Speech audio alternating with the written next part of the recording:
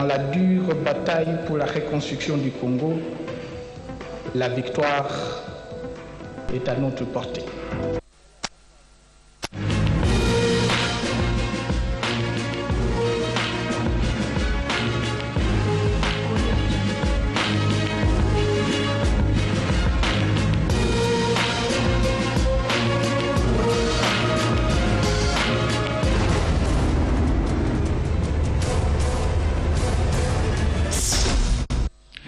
« 520 jours d'agression de la République démocratique du Congo dans sa partie orientale. » Mesdames et messieurs, bonjour et bienvenue à cette grande édition du journal sur la radio-télévision nationale congolaise.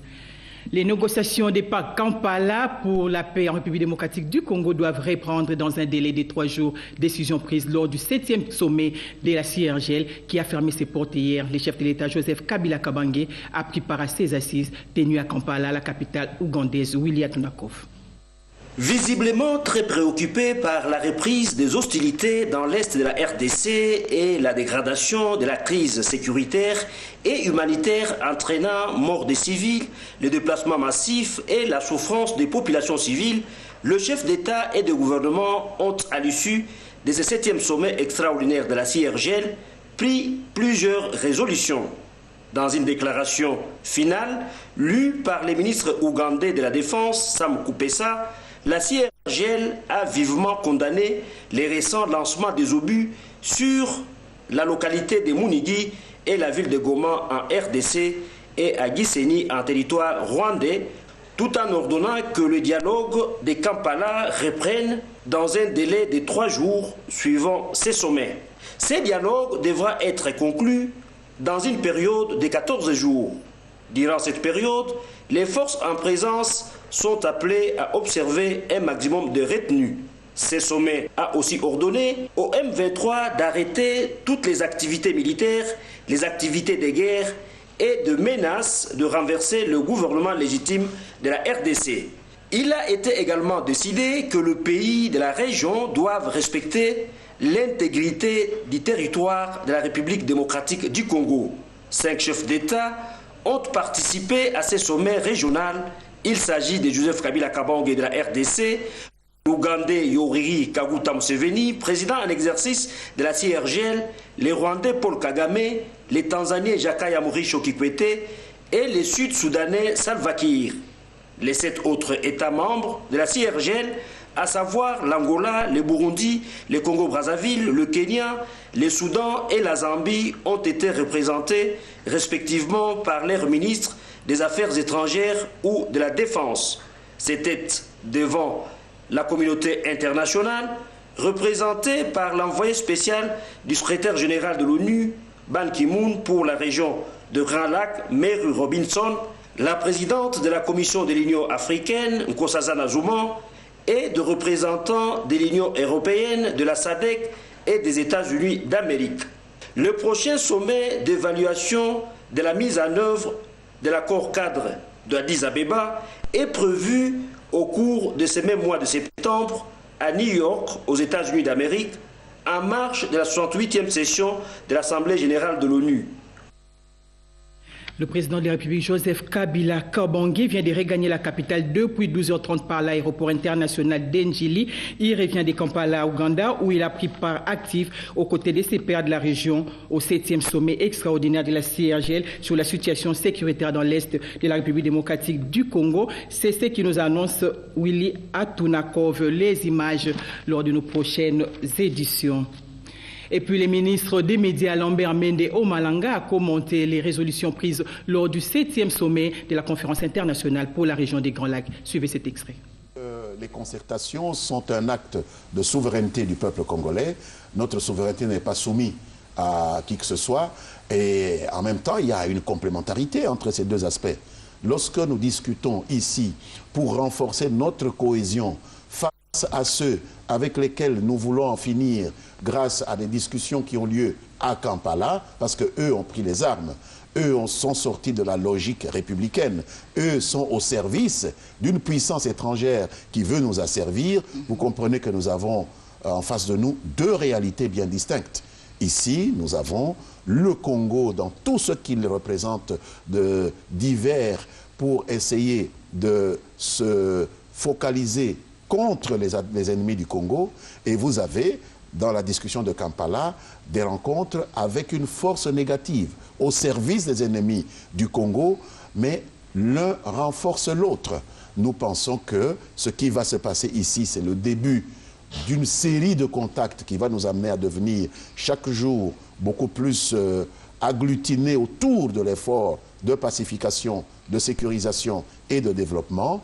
Ce qui se passe à Kampala, c'est aller écouter des gens pour savoir pourquoi est-ce qu'ils sortent du giron national, pourquoi ils prêtent leur intelligence, leur force, leur capacité à une puissance étrangère qui essaye de nous déstabiliser. Vous voyez qu'il s'agit de deux groupes de personnes tout à fait différentes, mais le gouvernement veut très bien traiter cela en même temps que nous terminions avec les uns et avec les autres. Pourquoi pas arriver à faire en sorte que le M23 cesse d'exister comme groupe armé. À ce moment-là, rien n'empêche le M23 à rejoindre la démarche institutionnelle. Mais tant qu'ils ont des armes, c'est impossible que nous puissions les intégrer dans une démarche institutionnelle, sauf à vouloir faire disparaître l'État congolais. Face à notre consoeur Françoise Bouela-Boakié pour le retour des 100 millième réfugiés de la République démocratique du Congo vivant à Ifondo en République du Congo. Le Haut Commissariat pour les réfugiés a organisé un voyage de presse pour permettre aux journalistes de suivre les retours événementiels. Pour le compte de la RTNC, Joël Ungenza et Shakilama étaient de l'équipe. Anouari Temalanga, 100 millième réfugiés de la RDC rapatriés depuis Ifondo au Congo-Brazzaville. Je suis heureuse. Mon souhait est de me retrouver en RDC. Je veux rentrer pour scolariser mes enfants en RDC. Ici, nous sommes à l'étranger. On est mieux chez soi.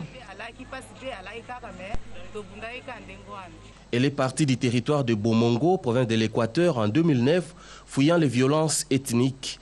Avec elle, ses deux enfants, sa nièce et plusieurs autres Congolais qui forment un total de 131 000 réfugiés accueillis par le gouvernement de la République du Congo et pris en charge par les HCR qui qualifie des chiffres records ces 100 000 rapatriés en une année.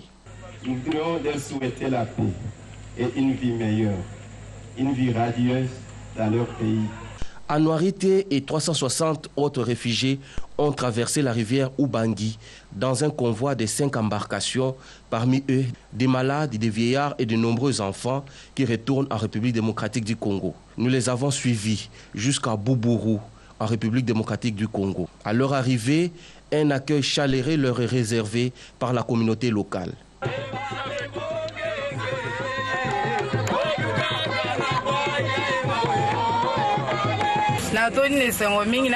Je suis très heureuse de voir comment la communauté m'a accueillie. Il y a la paix. Je retrouve mes frères et mes sœurs comme avant. Les HCR les accueillent dans un centre de transit pour un programme de réintégration. Le gouvernement a pris ces dispositions. C'est pour ça que vous voyez, on a renforcé la sécurité le long de la rivière. Il y a la poste de frontières, il y a aussi les phares de ceux qui sont là, vraiment éparpillés le long de la rivière. Et ce qui même donne même l'impression qu'il y a vraiment du calme et que nos compatriotes savent qu'il y a du calme et ils sont là. 41 000 autres réfugiés de la RDC restent au Congo-Brazzaville. 11 000 ont déjà manifesté la volonté de retourner. Le HCR compte rapatrier environ 1 000 personnes par semaine. Les envoyés spéciaux du secrétaire général des Nations Unies se sont confiés à la presse en expliquant les résultats de leur séjour en République démocratique du Congo et ce, avant de s'envoler pour Kampala. Mamita Bangoulou pour le reportage. Montrer l'engagement et la solidarité et la cohérence de la communauté internationale dans son soutien à l'accord cadre pour la paix, la sécurité et la coopération du 24 février 2013 signé à Addis Abeba, tel est le message livré par les envoyés spéciaux des Nations Unies et de l'Union européenne pour la région des Grands Lacs à l'issue de leur visite en RDC. Avant de s'envoler pour Kampala, 4 envoyés spéciaux des Nations Unies et de l'Union européenne pour la région des Grands Lacs en RDC, il s'agit de Murray Robinson, Bixon, chef de la MONUSCO Martin Kobler, de l'envoyé spécial des États-Unis pour le Grand Lac Russell Fergon et du coordonnateur principal de l'Union européenne pour la région des Grands Lacs. Ils ont tous encouragé les parties à revitaliser la mise en œuvre des engagements qu'elles ont souscrits dans le cadre de l'accord cadre. Le message, c'est l'engagement et la détermination et la mobilisation de la communauté internationale pour une paix durable au nord Kivu et dans la région. Et une paix durable qui passe par la mise en œuvre de l'accord cadre du 24 février. L'envoyé spécial des États-Unis, également planché dans le même sens, ils ont exhorté toute partie à aboutir des conclusions rapides et positives dans le cadre de pourparlers de Kampala. De son côté, l'envoyé spécial de l'Union européenne pour le Grand Lac renchérit. L'engagement de la communauté internationale, comme déterminé par le Conseil de sécurité, comporte un volet militaire et nous avons appuyé la MONUSCO dans ses actions les derniers jours à Goma, mais aussi une action politique très ferme. Ici, on a noté que la visite débute à Kinshasa se clôturera à Kampala. La connaissance des mandats et missions de la MONUSCO, les agences et différents projets des Nations Unies en République démocratique du Congo étaient au cœur d'un atelier qui a ouvert ses portes hier. C'était dans la salle de conférence du NFPA. Reportage Mamita Bangoulou. Atelier d'échange avec les groupes de communication des Nations Unies ayant pour objectif de familiariser les journalistes avec les réalités des actions sur le terrain. Cet atelier a connu 4 temps forts, à savoir le système des Nations Unies dans le monde et en RDC. Les agences humanitaires dont OCHA, les PAM, l'UNICEF, les ACR, développées par Sylvestre Toumba-Moudingaï du Bureau de la coordination des affaires humanitaires des Nations Unies et Fabienne Pompey du PAM. Ils ont insisté sur l'assistance humanitaire internationale et s'assurer que toutes les priorités humanitaires sont considérées pour donner une voix aux victimes silencieuses. Abordant les missions des Nations Unies en RDC, Charles Bambara, directeur des informations publiques à la MONUSCO, s'est appesanti sur la mission de la RDC à l'ONU qui remonte au 5 juillet 1960 en passant par la création de la MONUC en 1999 pour mettre en application les accords de Lusaka. Les PAM, de son côté, estime que l'impartialité et la neutralité pour apporter l'assistance humanitaire à tous doit être au centre de tout. Pour sa part, intervenant au nom du PNUD, Geneviève Delonoy estime que cette agence est là pour accompagner les gouvernements à remédier aux causes multiples de la pauvreté et à pouvoir au développement humain durable. La gestion des déplacés avec Céline Smites. Le volet éducation avec Bibiane Abongo de l'UNICEF et la division électorale de la MONUSCO avec Alexandre Castatas. Avant de conclure que la particularité pour la RDC, c'est la mise en place de la brigade spéciale d'intervention. La remise de brevets des participants a clôturé l'atelier. Tout à fait autre chose à présent. Le gouverneur de la ville-province de Kinshasa, André Kimbuta Yango, s'est entretenu avec son homologue de la province sud-africaine, KwaZulu-Natal, en séjour à Kinshasa. C'était au sujet de la concrétisation de l'accord de jumelage entre Kinshasa et KwaZulu-Natal. Lisette Mujinga nous en dit plus.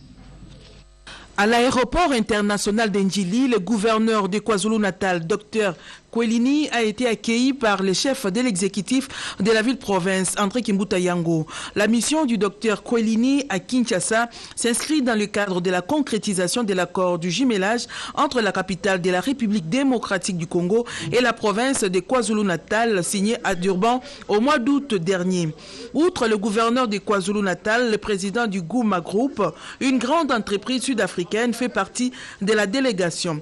Notons que la présence du Dr Kwelini à Kinshasa est consécutive à la dernière mission des experts sud-africains dans la capitale de la République démocratique du Congo, consacrée essentiellement aux travaux en commission mixte entre les experts quinois et ceux de Guma Group. You should confirm that we have a strong relationship between the province of Kinshasa and the province of KwaZulu-Natal, signed by ourselves, the governor of Kinshasa. Que nous devons continuer et nous devons mettre nos actions dans tout ce qui est comme projet en infrastructure, projet d'agriculture et ce qui est continuité aussi de projets de santé, tout ça. Nous sommes là vraiment pour travailler et concrétiser tout ça. Culture, le lycée professionnel de Matongé a bénéficié des retombées du premier festival panafricain des grillades. La cuisine du lycée, jadis dans un état de délabrement, refait sa peau neuve. Sandra Nyangui témoigne de l'événement. Promise chose due, lors de la première édition du festival panafricain de grillades organisé au mois de juin dernier au Grand Hôtel Kinshasa, les organisatrices de ce festival ont pris l'engagement d'apporter une modeste pierre au chantier éducation. Elles ont souhaité d'équiper la cuisine et le restaurant d'un lycée professionnel de Kinshasa. C'est ce qui fut fait. Le lycée Matongé vient de bénéficier des retombées du premier festival panafricain des grillades. Un four micro-ondes, un congélateur 700 litres, un grand frigo debout, les assiettes, les casseroles, 25 chaises en plastique, 7 tables, 2 cartons de lait et bien d'autres ustensiles de cuisine. Ce premier lot a été remis au chef de sous-division de cette école. C'est un prémisse, a dit les directrices associées Yasmine Joachim et Awa Aogué. Le second viendra. Elles ont exhorté les élèves de la section hôtellerie usagers de ce don d'en faire bon usage. Le directeur de ce lycée professionnel a loué ce geste et a émis le vœu de voir la collaboration continuer. Les élèves en hôtellerie et restauration du lycée de Matongé ne pouvaient cacher leur joie. Le rendez-vous est donc pris pour le 28 et le 29 septembre prochain pour la deuxième édition du festival panafricain de grillades qui se tiendra à Lubumbashi. Le fonds récolté servira à la réhabilitation de l'hospice de vieillards de Kamalondo. Au ministère des Mines, les membres du gouvernement ont échangé avec ceux du Centre Carter sur les partenariats sino-congolais et ce, dans la perspective de la publication du rapport national sur la transparence dans les industries extractives. Gudil Boalia pour le reportage. Les contrats chinois est-il léonin, un troc ou encore une sous-estimation de minerais congolais? Moïse Ekanga, coordonnateur du bureau du suivi du programme sino-congolais, a répondu à toutes ces questions qui préoccupent la société civile. Au cours de cette rencontre qui a réuni d'une part le Centre Carter et la coordination des litiges RDC et d'autre part le ministre des ITPR, des Mines et du Plan, avait pour but d'apporter des éclaircissements sur des inquiétudes du Centre Carter par rapport au contrat chinois. Madame Elisabeth s'est dit très satisfaite. Et nous essayons d'arriver à un mode de déclaration pour un projet qui est très très important, le projet sino-congolais, qui a la particularité justement d'avoir tout un volet d'infrastructure pour essayer d'arriver à un mode de déclaration qui nous permettra d'avoir des données très fiables par rapport à ces investissements. Toutes les parties prenantes, que ce soit au niveau des compagnies, au niveau du gouvernement, au niveau de la société civile, on voit un engagement qui est très très fort. Pour le coordonnateur des litiges national Marc Douba, la RDC est sur la bonne voie et les rapports 2013 restent importants et capitaux. La feuille de route est vraiment en exécution de manière ferme et nous avons une exigence de l'ITIE que nous appelons exigence 9F qui demande à ce que le comité de pilotage, qui est notre comité exécutif de la République démocratique du Congo, montre un degré de compréhension sur des contrats où interviennent les infrastructures. Et au ministère du Genre, de la Famille et de l'Enfant, la ministre Geneviève Inagosi Kasongo a été informée de l'organisation prochaine du prix de l'innovation. C'était lors de son entretien avec la coordonnatrice du réseau congolais des acteurs de l'innovation. La ministre avait auparavant échangé avec une délégation des femmes des provinces en conflit. Betty Amani nous en dit plus. La ministre du Genre, de la Famille et de l'Enfant, Geneviève Inagosi Kasongo, a échangé avec une délégation de femmes des organisations de la société civile des provinces en conflit conduite par Mme Nelly Mbango. Il s'agit des femmes venues du Nord Kivu, du Sud Kivu, du Maniema, du Katanga et de la province orientale. En séjour à Kinshasa, dans le cadre du suivi des plaidoyers pour le rétablissement de la paix à l'est du pays, ces femmes sont venues partager leurs inquiétudes et recommandations par rapport à leur situation où l'on ne fait qu'enregistrer la recrudescence des viols, des tueries, des enlèvements, des arrestations arbitraires, des paiements forcés des taxes et autres pratiques avilissantes. Cette délégation est venue également solliciter encore une fois l'implication de la ministre Geneviève Inagosi pour faire entendre leur voix aux travaux des concertations nationales qui démarrent très prochainement. Un cahier des charges en élaboration sera remis aux autorités compétentes à travers la ministre du Genre. Par la suite, la patronne du genre s'est entretenue avec la coordinatrice du réseau congolais des acteurs de l'innovation et membre du conseil régional de l'innovation du COMESA, le professeur Marie-Claire Yanjou. Venue informer la ministre de l'organisation des prix de l'innovation qui seront remis aux lauréats lors du sommet des chefs d'État du COMESA qui se tiendra du 30 au 31 octobre 2013 à Kinshasa. Ce dans le but de soutenir les candidatures féminines à ces concours de l'innovation. Parlons sport à présent avec Papi Basakissa. Bonjour Papi. Bonjour Papi. L'actualité sportive est dominée ce vendredi par l'ouverture du 7e jeu de la francophonie à Nice en France. Les demi-finales de la CAN Junior Dames de handball à Oyo au Congo-Brazzaville ainsi que le match Togo-RDC de la Coupe du Monde au Brésil 2014. Effectivement Papi, disons qu'à 48 heures du match Togo-RDC prévu à Lomé le dimanche prochain, en tout cas comptant pour la 6e et dernière journée des éliminatoires de la Coupe du Monde Brésil 2014, les léopards de la RDC sont encore ici à Kinshasa. 6 joueurs professionnels ont précédé depuis mercredi dernier, parmi lesquels on retrouve le capitaine Youssouf Moulumbu de West Bromwich Albion d'Angleterre, Cédric Makiadi Mapuata de Werder de Brême en Allemagne, Cédric Mongongo de Viantono Gaillard en France. Il y a également Parfait Mandanda, gardien du Sporting Charleroi en Belgique, Distel Zola du Havre en France et le Chancel Mbemba d'Anderlecht en Belgique. Ici à Kinshasa, l'entraîneur national intérimaire Santos Mutubile compte ramener dans son expédition 3 autres joueurs venus de l'Angola, hormis ceux de Kinshasa et de Lumbashi présents à Kinshasa. Il s'agit donc de Matumo Nazola Roum des Primeurs d'Agosto d'Angola, de Blaise Lombele de Kabushkop d'Angola et de Ntela Kalema Tichik de l'AS Léopard d'Olizi du Congo-Brazzaville. C'est donc un match sans enjeu que vont livrer les Léopards en tout cas, car Togolais et Congolais sont déjà éliminés et la place qualificative pour le 3e et dernier tour se jouera entre le Cameroun et la Libye à Yaoundé le même dimanche prochain. Rappelons que lors du match aller ici à Kinshasa en octobre dernier, les Léopards avaient battu les épreuves du Togo sur la note des 2-0. En dehors de cette rencontre, il y a 19 autres rencontres qui vont se jouer, mais il faut souligner tout de même que 3 nations sont déjà qualifiées pour le prochain tour. Il s'agit de la Côte d'Ivoire en groupe C, de l'Égypte en groupe G et de l'Algérie. En groupe H, 5 matchs auront les allures d'une finale. Et cet après-midi d'abord à Koumassi au Ghana. Le Ghana va recevoir la Zambie à Tunis. La Tunisie sera prise avec le Cap-Vert et Nigeria et Malawi. Le Cameroun contre la Libye ainsi que le match entre le Sénégal et l'Ouganda. Il y aura 2 autres rencontres qui vont se jouer à distance pour une place qualificative. Ce sera donc entre le Congo et le Burkina Faso. Le Congo qui va donc jouer contre le Niger à Niamey alors que le Burkina recevra le Gabon. Et autre match à distance, ce sera l'Éthiopie et la République sud-africaine. 7e jeu de la francophonie, la cérémonie officielle d'ouverture aura lieu demain samedi. Mais aujourd'hui, cet après-midi, les basketteuses de la République démocratique du Congo vont ouvrir le bal face aux Tunisiennes. Là, il faut souligner que les basketteuses ne sont qu'au nombre de 7 sur place. Ils devront donc honorer la nation congolaise. Et demain, après la cérémonie d'ouverture, il y aura donc le premier match des Léopards Football des moins de 21 ans qui vont rencontrer la formation du Niger. Enfin, 19e Coupe d'Afrique des Nations des juniors dames de handball à Oyo, Congo-Brazzaville.